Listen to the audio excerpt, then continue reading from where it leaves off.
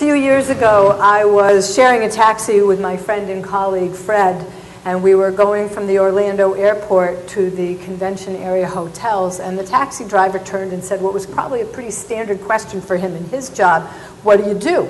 I immediately responded, we're changing the world. I wrote my first letter to the editor in 7th grade because I was angry at the adults for messing up my world. Bobby Kennedy had just been assassinated. He was the third public figure in a short period of time, and I was mad. I think I've been working since then to create a world that I want to live in and that others can live in. But I know I can't do that alone. So I've invested a lot of time, effort, and energy into uncovering, to figuring out what are the conditions that allow each of us to bring our unique voice effectively and with integrity to co-creating our public world. And to figuring out how to create, inspire, sustain, and cultivate those conditions for every learner. So today I'd like to share with you, because TED is the place for ideas worth sharing, I hope that the 4 principles that I've developed so far in my journey are worth sharing. The first is that we are all learners with aspirations and passions that deserve to be supported in every way possible, what Fred was talking about. The second is that learning changes lives as we develop the will, knowledge, skill, and capacity to achieve our aspirations, the kinds of things Callie was talking about. The third is that learning has to happen in different ways, so we use our various strengths and resources to engage with the world. And I'll talk a bit more about that. And the fourth is that learning empowers us to be part of shaping the decisions that impact our lives. And I think that's part of what Justin was talking about. Well, my parents will say that I began teaching when I was in kindergarten, teaching other kids to read. My first solo class as an official educator was in a small windowless classroom on the border of Arizona and Mexico. It was faded beige walls, dun-colored industrial strength carpet, and 23 young adolescents sitting in stackable chairs at folding tables, settling in to mark time through an early afternoon class. I had a carefully crafted introduction to the Dewey Decimal System. How's that for riveting? And I noticed some girls were giggling and passing notes. So I pulled out of my mental backpack what I'd been taught in university, and I told them if they continued passing notes that I would confiscate the note and read it out loud. I went back to my not so riveting explanation only to notice another note be passed. So I indeed confiscated the note, opened it up, and read out loud, "Your button is unbuttoned." And I looked down, and sure enough, my middle button was unbuttoned. It was my first, but certainly not my last, lesson that it's important to listen to our learners. It was also an important lesson that what I think that the learners are paying attention to may very well not be what I anticipate or even what I had intended. In fact, a few years later, I was asking a group of 2nd graders what the difference between fiction and nonfiction books were, wrapping up my lesson. And one eager young man raised his hand, could have been Fred for all I know, and said, very proud of his grasp of the lesson, the fiction books are on the blue carpet and the nonfiction books are on the yellow carpet. And he was right. Although clearly his eager identification of patterns was not what I had been striving for.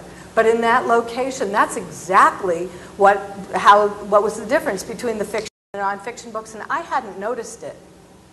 He was giving me an exemplar of what Howard Gardner calls naive understanding. Those understandings that are stepping stones to more complex understandings.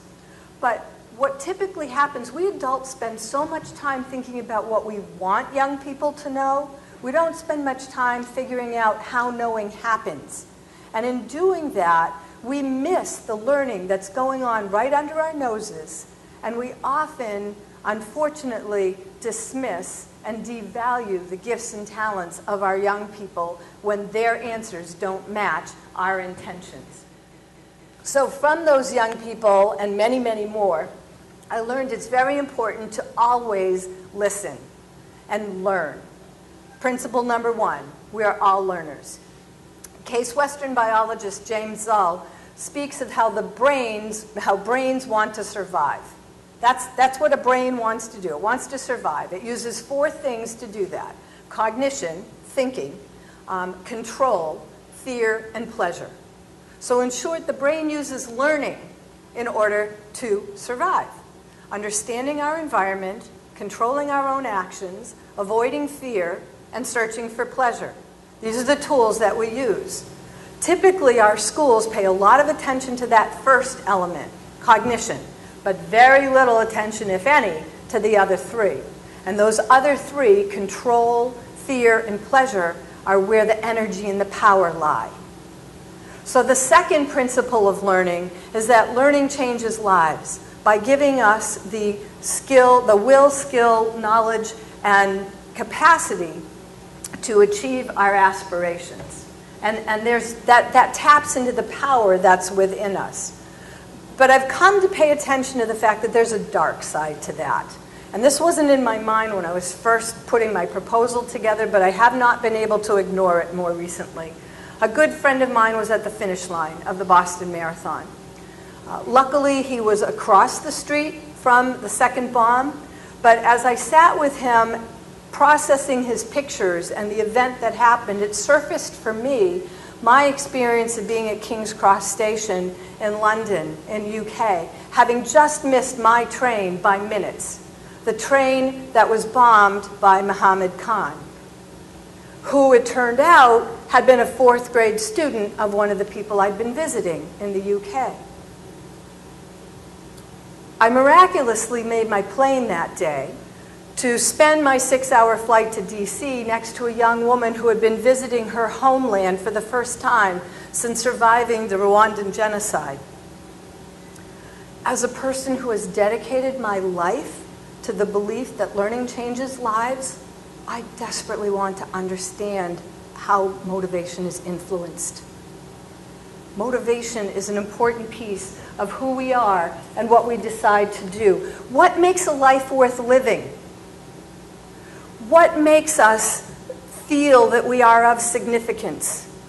As we spend time with our lessons and communicating the knowledge that we're supposed to transmit, we've got to spend time also helping each other explore and answer these questions. At what age does it start to matter to us that we are of significance? I suspect it's from the time we're born.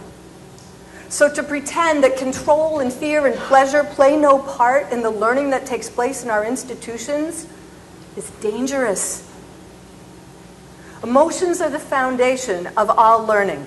When we change the brain, which is what learning is, we change the way we perceive the world, which changes the way we respond to the world. And that changes our lives. Our ability to manage fear and pleasure is not incidental to learning. It's absolutely critical and key. A 17-year-old boy that we worked with, Ricky, had become resigned to his bad grades. And he had taken those grades in to define who he was, what he was capable of, and what his options for the future were.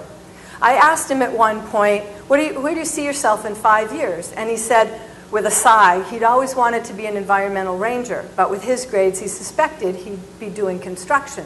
Not that construction is a bad job, but it wasn't his aspiration. What Ricky wanted to do was to be a conservation officer. 5 weeks later, Ricky bounded into school, having finished up a full-day ride-along with one of our local conservation officers, and said, "I can be anything I want to be." Indeed. Peter Senge says there are only 2 kinds of motivation, aspiration and desperation. And I think they're linked to those emotional centers of fear and pleasure, or pleasure and fear, if we do it the right order. Desperation is trying to get away from something.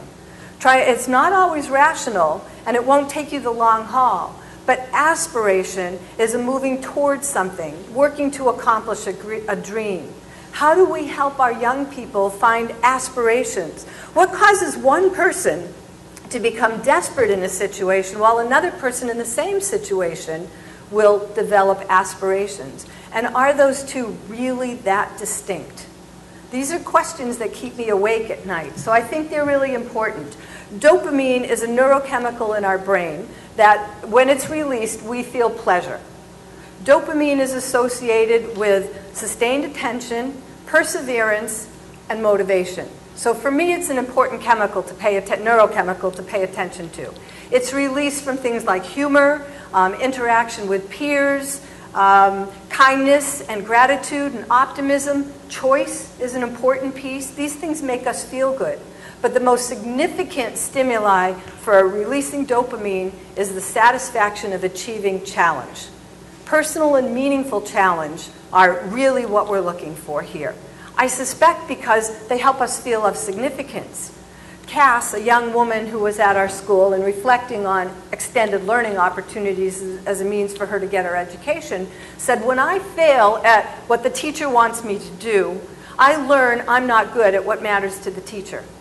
But when I fail at what I want to do, I learn I'm not good at what matters to me. And that raises the stakes a whole bunch, but it raises the rewards as well. So learning has to happen in a variety of different ways because our brains are all wired differently. We all have the same architecture, but they're wired uniquely based on our combination of environment, heredity, and relationships. But here's a well-kept secret. We are all good learners, every single one of us. If we weren't, we wouldn't be here. We'd be dead. It's that simple. The human organism is designed to learn. And so we need to have ways that honor the different learnings of our different students. Take Tabitha, for example. Tabitha struggled with reading and math for years until she developed a word bank of pictures associated with words. So when she read, the story, she said, came alive like a TV screen above the page. And numbers began to move for her. She said they were silly little creatures, hopping and squeaking around and balancing equations by shimmying down vines and jumping up on ledges until they solved problems and lived happily ever after.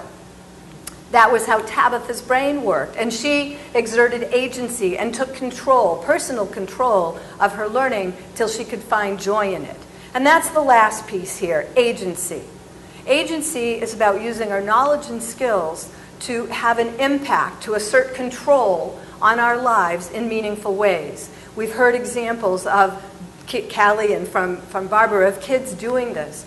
Public achievement is one of the most significant worldwide youth civic organization movements out there, believing in the ideas, believing that people of all ages have ideas, skills, and talents that can solve problems in the world. And if we work together strategically, we can find ways to build sustainable democratic societies. If youth in Palestine can bring electricity to a village, and young people in Northern Ireland can enlist adults of people of all ages to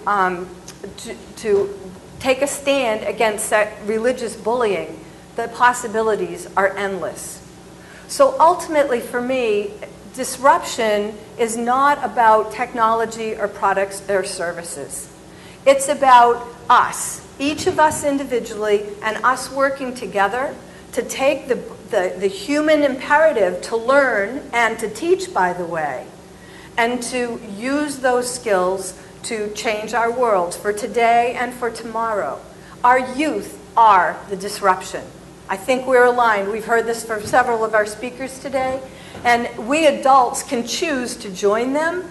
And if we do that, then together, teaching and learning, we can be the disruptive forces we've been waiting for and change the world. Thank you.